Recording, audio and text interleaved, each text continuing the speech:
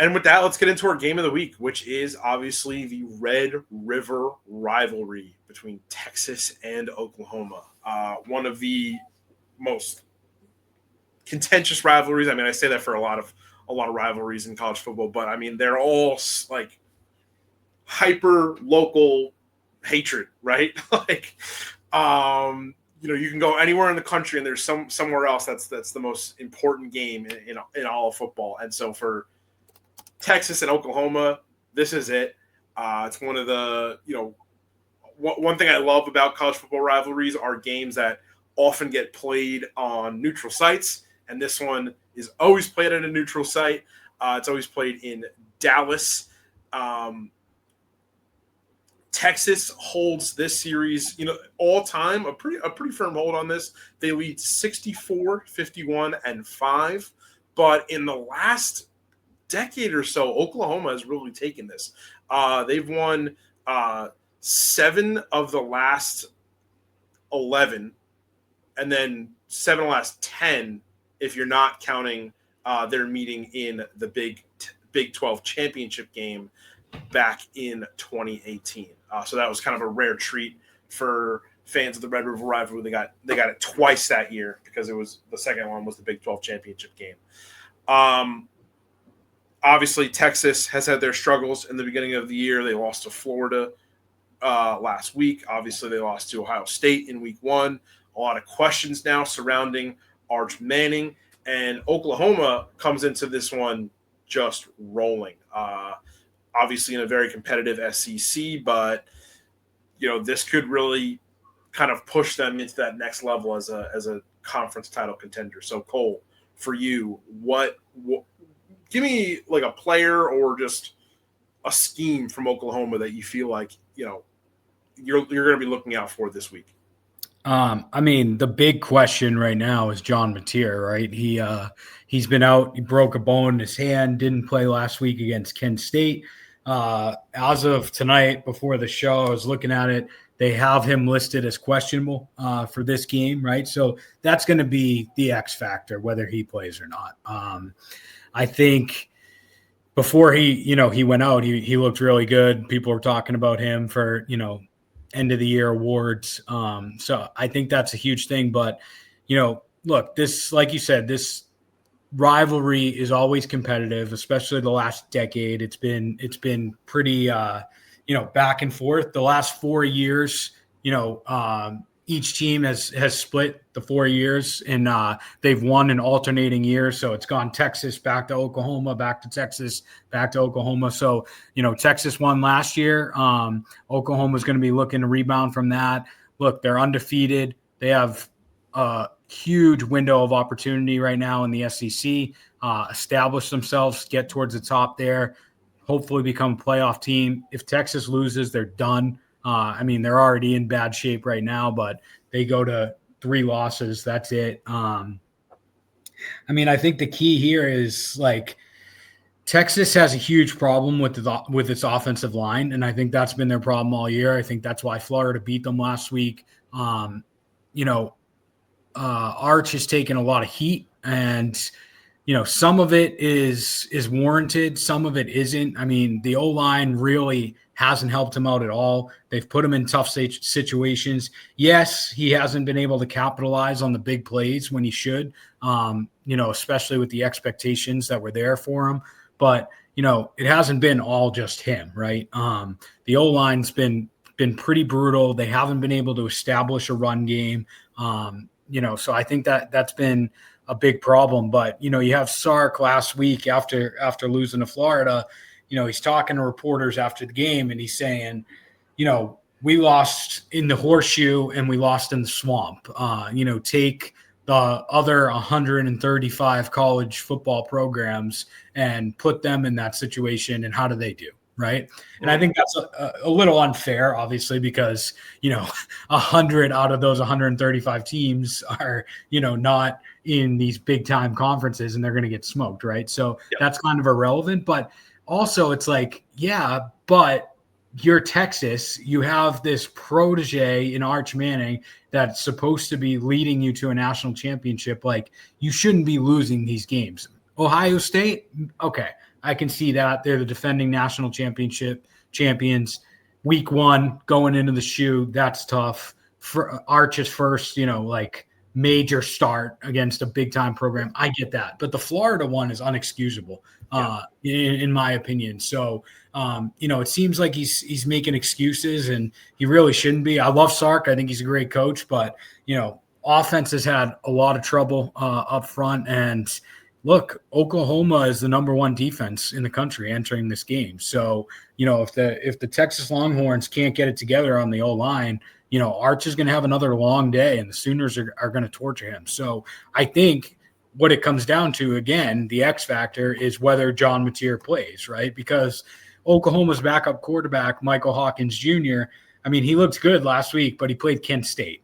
Threw for 3 touchdowns. Like, I think he can hold his own against Texas, especially with how good their defense is and Texas's struggles on offense. But if Mateer plays, then that completely changes the equation. It changes the conversation. I think that gives the Sooners a complete, total advantage, if he's in that game, because of what he has shown and how he's able to, rack up a lot of points and tear up defenses. So, but then you also have to consider his health, right? If he's not fully healthy, but he's playing, is he going to be at his best? Who knows? So I think it's a tight one, but I just think Oklahoma is more well-positioned in this game, and that's why I'm taking them +3.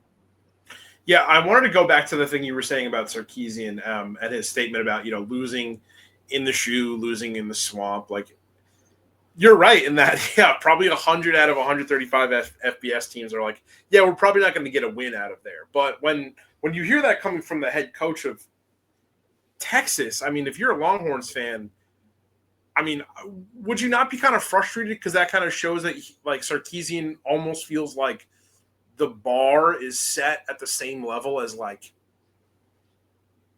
a Coastal Carolina? You know what I mean? Yeah, I mean, look, the expectations for Texas, I mean, even before Arch was the starting quarterback, even when Ewers was there the last couple of years, is like, all right, like, we're back. Like, we've made this jump. We went to the SEC. Like, we're one of the premier programs in all of college football. We're now playing in, historically the best conference. Like, we have to show out. Like, and again, they haven't won a national championship in 20 years, right? Like, since Vince Young has been there, they haven't done anything. So it's long overdue. And it just seems like, it's the same thing with Penn State almost. It's like they're like, yeah, we're good, but we're not good enough to get over the hump, and they're okay with it. Yeah. It's like, no, these are 2 programs that should be contending for national championships. Like, you should be in the conference championship in the SEC and in the Big Ten, respectively. You should be able to compete with the likes, if you're Texas, of Georgia, Alabama, Oklahoma, LSU. And then if you're, Penn State, you should be competing with Oregon, Ohio State, Michigan, those types of schools. And they haven't been able to do it. So I don't know. I mean, if Texas wins and they come out and they look good and they whoop Oklahoma, then, maybe, some of the pressure's off on Sark, but, so far with how they've played, they've been a huge disappointment. So you talk about Oklahoma playing without Mateer. It's obviously going to be tough, but I wanted to talk about their defense a little bit. Obviously, let's talk about probably their best wins of the season so far. The win over Michigan and then the win over Auburn. The defense did well in both games. They held both teams to under 20 points. But one thing they were not able to do a lot is turn the ball over. Actually, they weren't able to turn the ball over at all versus Michigan or Auburn. Probably their best, kind of highlight of the team was in the game against Auburn when they recorded 9 sacks. So for you, I mean, how can the defense kind of level things out here should Mateer not play?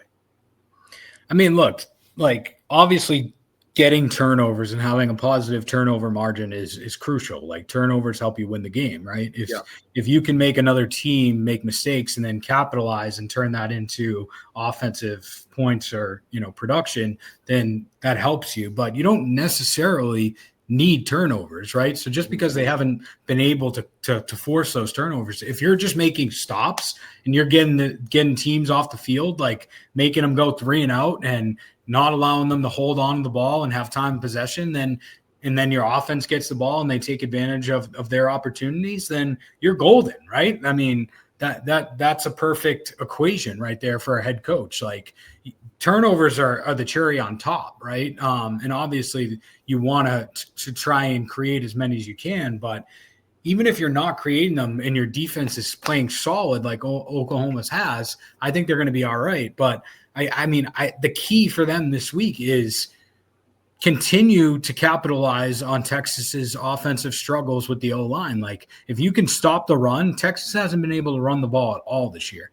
So if you're Oklahoma and you can stop the run, stop them from moving the chains and keeping drives going for, a long period of time, put Arch in third and long situations where, he's got to make quick decisions and he's going to be under pressure. That's the key. I mean, even if you're not getting sacks or anything, like get pressure in Arch. He has shown that it kind of rattles him. And by the time he gets it together, it's often too late in the game. So if they can do that, if they can make stops in the first half, get some points offensively and get ahead on Texas, I think they're going to be all right. Yeah, totally. I mean, that's a great point because while Oklahoma did not force a turnover against Michigan or Auburn, they held both schools to a combined third down efficiency of 6 for 29. So that goes to show you, like, they're not turning the ball over, but they are getting stops. That's huge. So, without further ado, let's get into your pick. How are you playing this game? Yeah, I'm going to Oklahoma +3. I went back and forth. Honestly, I was really considering taking them straight up, taking the money line. But just with the question of Mateer, of whether he's going to play or not, I think that ultimately makes the decision. I think even if he doesn't play and you have Hawkins in there, I still think that if they lose, they can keep it close within 3 points. But I think if Mateer plays, I think that they win this game. Yeah, I got to agree with you there. I'm also going Sooners +3. Again, I think those defensive statistics that we brought up too are telling that no matter what, they're going to be able to keep it close.